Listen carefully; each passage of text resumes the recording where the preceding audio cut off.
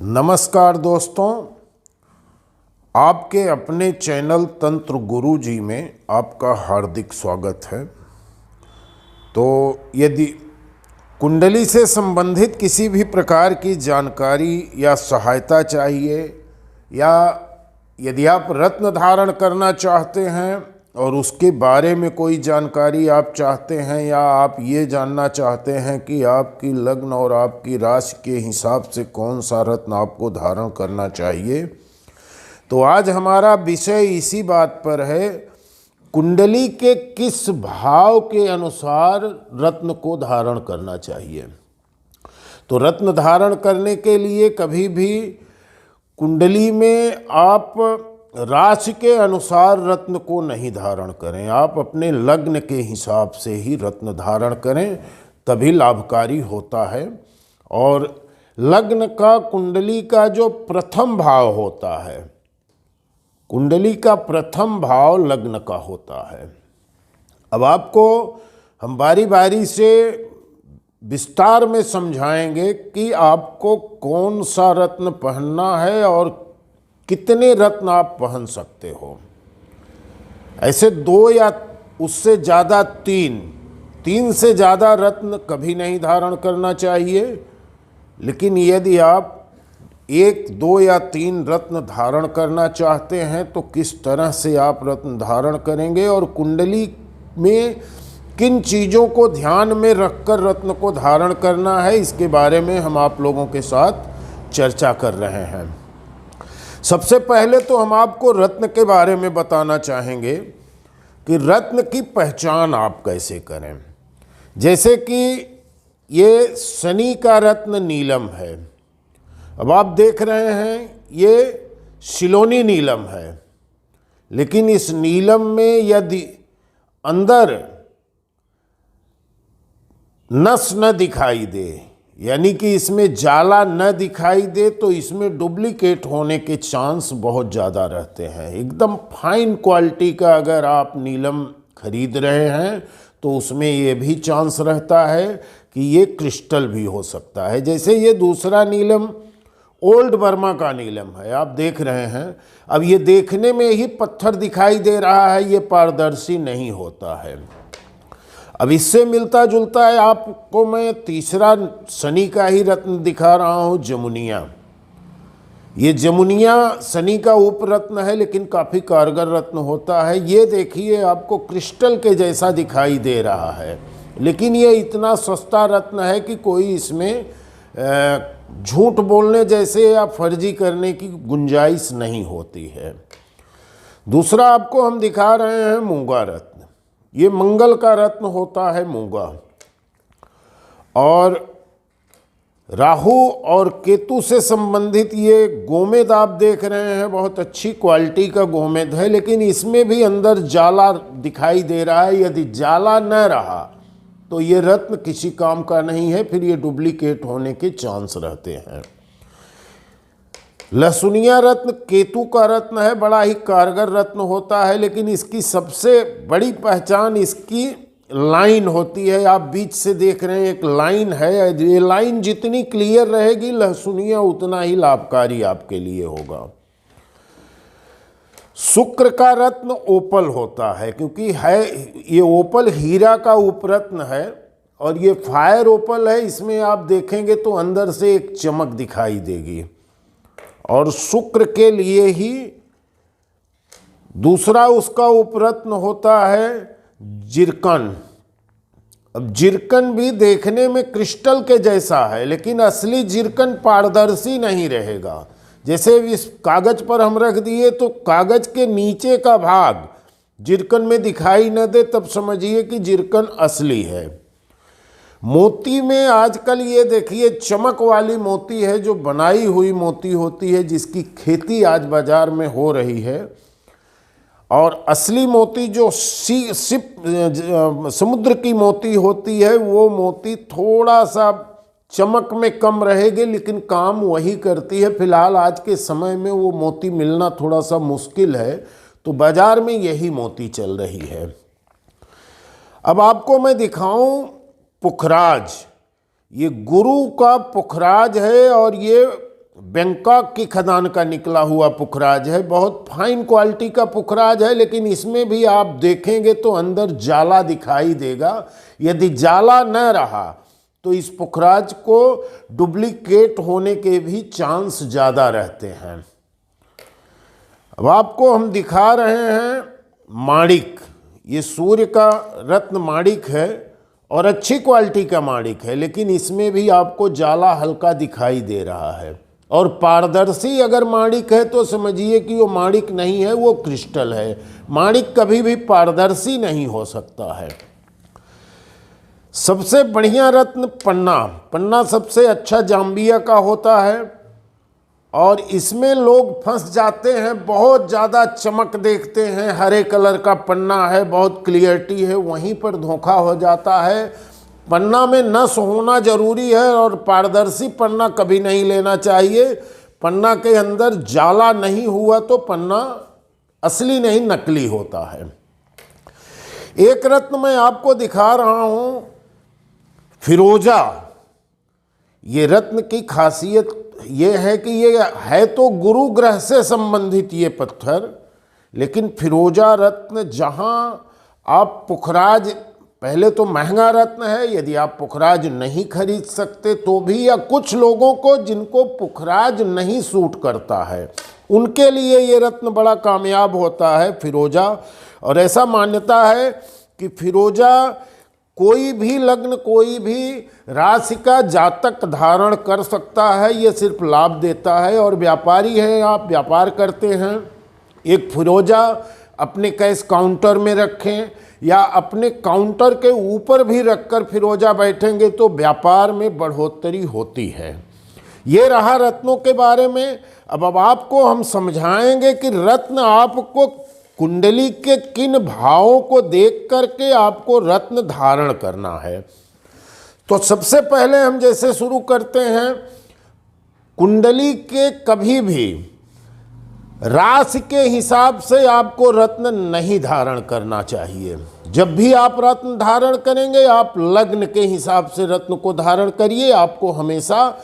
और लग्न के साथ लग्न भाव के त्रिकोण, यानी कि जैसे यहाँ पर लग्न भाव, ये लग्न है और इस आपकी कुंडली में एक लिखा है, तो एक मतलब हो गया, एक के स्वामी हो गए मंगल। आप यहां देख रहे हैं मंगल, अब यहां पर आ गए मंगल। एक रत्न आप यहां का मंगल का पहन सकते हैं, मूगा। अब इसके साथ आपको दूसरा रत्न अगर डिसाइड करना है तो मंगल का त्रिकोण 2, 3, 4, 5 ये आ गया। अब आप पांचवें भाव को देखिए किस ग्रह का है, तो पांचवा भाव जो है वो सूर्य का हो गया। यहां आप देख रहे हैं 5। अब यहां पर 5 नंबर आपको ये नहीं देखना है कि आपकी कुंडली में सूर्य किस भाव में बैठे हैं, सिर्फ आपको लग्न भाव को देखना है। लग्न में अगर मंगल विराजमान है तो अब आपको सूर्य को नहीं देखना है कि सूर्य 12 में है, 10 में है, 9 में है, 3 में है, उससे मतलब नहीं है। मतलब स्पष्ट है कि आप गिनती देखिए, त्रिकोण में आप 5वें भाव के रत्न को, यानी कि 5वां भाव सूर्य का हुआ, तो आपका दूसरा रत्न हो गया माणिक। अब आप यहां से आगे बढ़ेंगे, 6, 7, 8, 9 लग्न का त्रिकोण, 1, 5, 9। अब यहां 9वां भाव किसका आ गया, गुरु का। अब गुरु के इस रत्न को आपको धारण करना है पुखराज। अब इन 3 रत्न आपके लिए बन गए। अब इन 3 रत्नों में आपको यह चुनाव जरूरी है कि किस ग्रह की डिग्री कम है, उसी के हिसाब से आपको रत्न। आप अगर तीनों रत्न नहीं पहन सकते, मान लीजिए एक रत्न पहनना चाह रहे हैं या 2 पहनना चाह रहे हैं, तो 1 और 2 रत्न को पहनने के लिए आपको ये देखना जरूरी है कि कौन सा ग्रह अस्त भाव में है और किस ग्रह की डिग्री कम है, उसी रत्न को आपको धारण करना है। अब चलिए, अब इसको हम दूसरे तरीके से देख ले रहे हैं। अब मान लीजिए आपके मंगल एक यहां पर है, यहां जहां आपका पांचवा भाव दिख रहा है यहां पर एक आ गया और लिखा हुआ है, तो एक यहां है, 2 3 4 5 6 7 8 9, यहां पर आएगा 9। अब 9वां किसका हो गया? गुरु का। गुरु का एक रत्न हो गया, ये मंगल का हो गया। 2 3 4 5, 5 किसका आ गया? पांचवा भाव हो गया शुक्र का। आपको यहां पांचवा लिखा मिलेगा तो भी यही रत्न बनते। कभी भी रत्न आपको त्रिकोण में ही धारण करना है, या कुंडली का विश्लेषण करने के बाद किसी विशेष परिस्थितियों में आपको और भी रत्न धारण करने पड़ सकते हैं। जैसे यहाँ पर कुंडली में आपका लग्न में 10 है, तो 10 किसका हो गया? शनि का।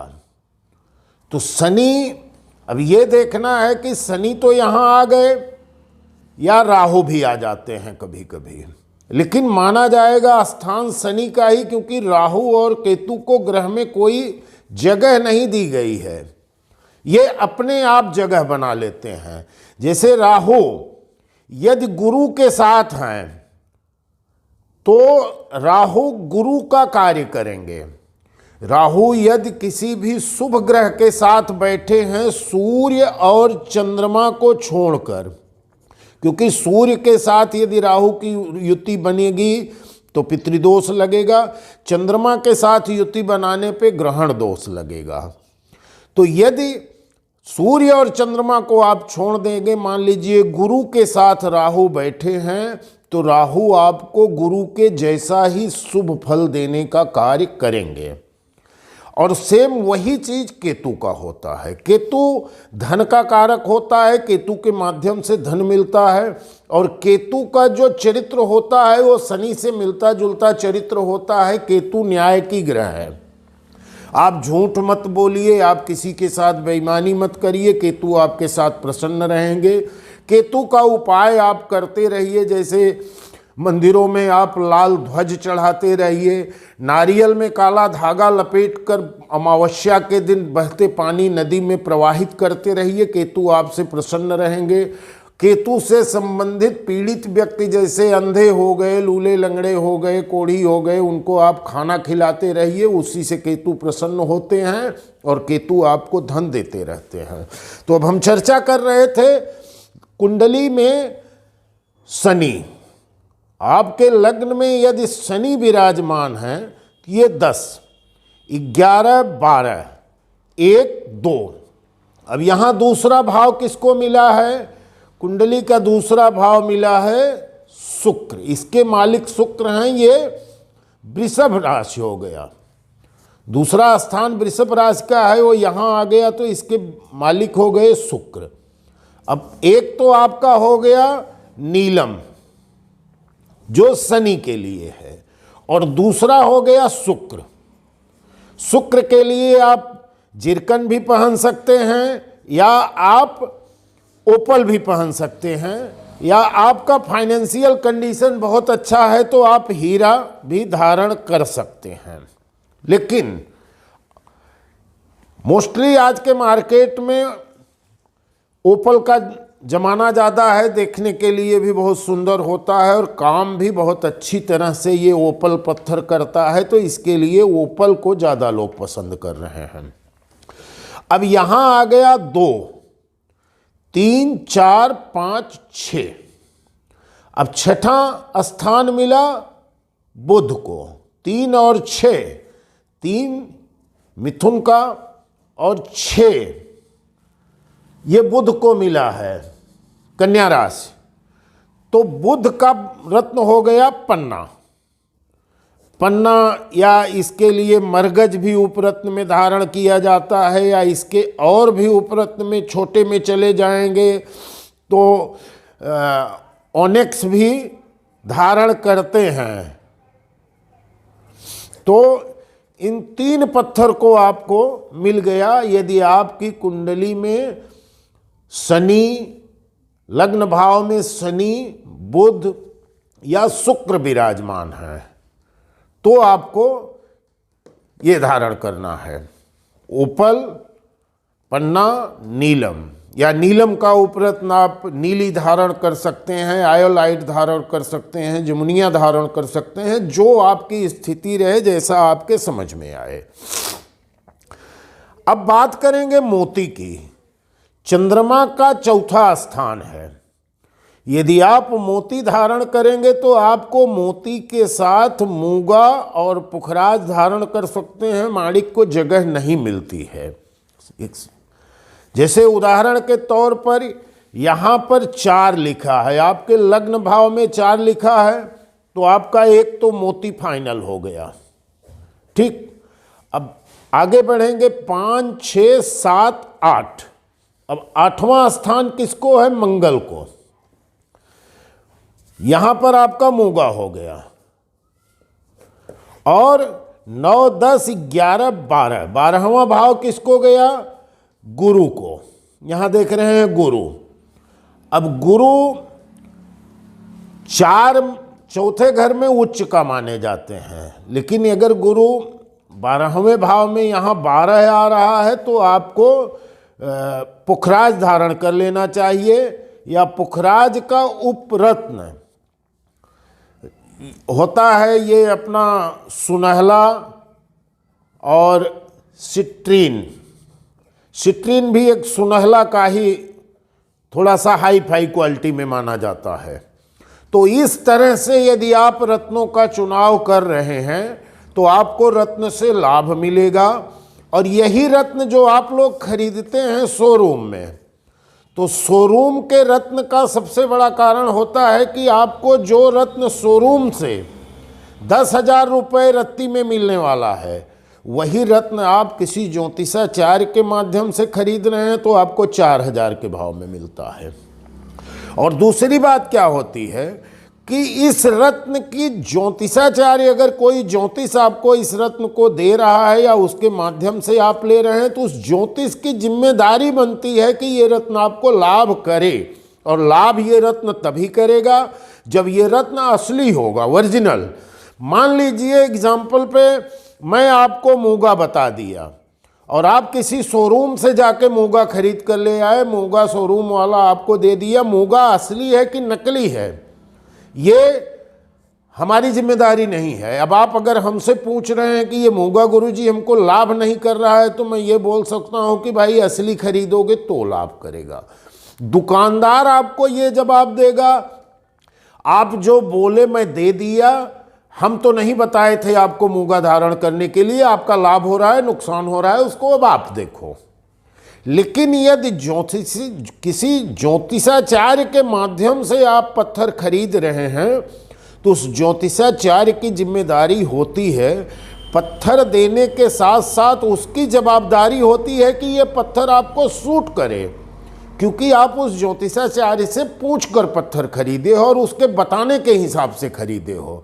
तो यदि पत्थर हमारे बताने के हिसाब से खरीदे हो और आपको मैं ही दे रहा हूं और लाभ न करे, तो हमारी जिम्मेदारी बनती है, आप हमसे पूछ सकते हैं कि ये पत्थर हमें लाभ क्यों नहीं दे रहा है, असली है या नकली है।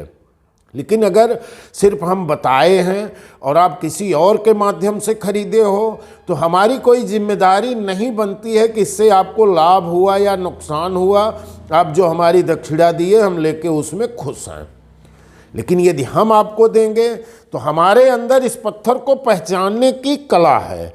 हम इस पत्थर को हाथ में लेते ही पहचान लेंगे कि ये असली है या नकली है। तो इस हिसाब से अगर आप हमारे माध्यम से पत्थर लेंगे या हमसे पत्थर लेंगे, पत्थर आपको सस्ता भी पड़ेगा। और इसके साथ साथ हमारी जवाबदारी है, यदि सूट न किया तो हमारी उसमें मर्यादा हमारी छुपी है, क्योंकि आपको लाभ देगा। आप 4 लोगों को और बताएंगे कि पंडित जी के माध्यम से मैं पत्थर लिया, उनके बताने के हिसाब से पहनना। ठीक है, हमारी जो भी समस्या थी महीने भर में 2% तो आपको कहीं ना कहीं से तो लाभ दिखना चाहिए, तब पत्थर पहनने का लाभ हुआ। और पत्थर एक दिन में असर नहीं करता, 1 घंटे में असर नहीं करता। कोई भी पत्थर तीसरे दिन से प्रभाव दिखा देता है, या कोई पत्थर आपको कम से कम 3 महीना जरूर हाथ में धारण करना चाहिए, तब इसके प्रभाव को दिखेगा और आपके समझ में आएगा। तो आपको अब मैं सारी चीज़ें समझा दिया हूँ। जैसे कभी भी लग्न के त्रिकोण भाव में बैठे हुए गिनती के हिसाब से उस ग्रह का स्वामी को देखना है, और ये नहीं देखना है कि वो ग्रह कहाँ पर है। जैसे आपको यहाँ पर 12 नंबर लिखा हुआ है, 10, 11, 12 यहाँ है, 1, 2, 3, 4, 5, 6 है। तो आपको 6 मतलब बुध को ये नहीं देखना है कि बुध 12वें भाव में है, दूसरे में है, या चौथे में है, या 10वें में है। यहाँ पर 6 है तो इस पत्थर को आपको धारण करना है। यहाँ पर 12 है तो ये पत्थर को आपको यहाँ पर 2 है तो इस पत्थर को आपको धारण करना है, शुक्र का। तो इस हिसाब से यदि आप चुनाव करते हैं पत्थर का और इस पर विचार करते हैं, आपको मैं पूरी जानकारी दे दिया हूँ। आप खुद अपनी कुंडली का विश्लेषण करके कभी भी राशि के अनुसार आप पत्थर धारण करेंगे, आपको कोई लाभ नहीं मिलेगा। कुछ लोग इस आधार पर भी पत्थर को धारण कर ले रहे हैं कि हमारी शनि की महादशा चल रही है।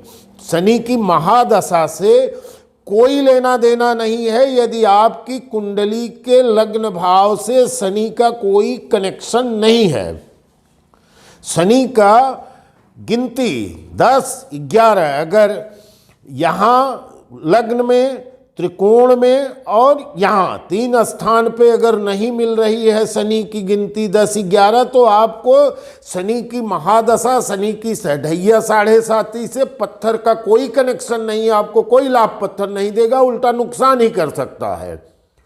तो बेहतर होता है कि पत्थर पहनने के पहले किसी भी अच्छे ज्योतिषाचार्य से अपनी कुंडली का बारीकी से विश्लेषण करवाइए।